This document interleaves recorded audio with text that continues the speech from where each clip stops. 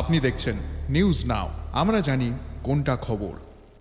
मंगलवार को जारी हेनले पासपोर्ट इंडेक्स रिपोर्ट के अनुसार भारत दुनिया भर के देशों की ग्लोबल पासपोर्ट रैंकिंग में अपनी सबसे बड़ी छलांग लगाकर 77वें रैंक पर पहुंच गया है। यह रैंकिंग पासपोर्ट पर बिना वीजा की यात्रा करने योग्य देशों की संख्या के आधार पर तैयार किया जाता है।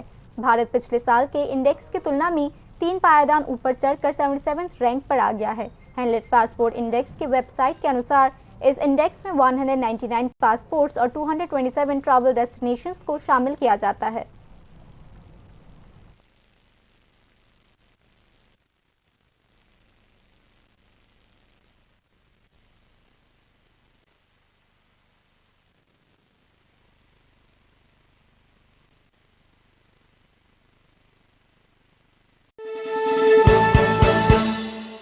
আপনি দেখছেন নিউজ নাও, আমরা জানি কোনটা খবর।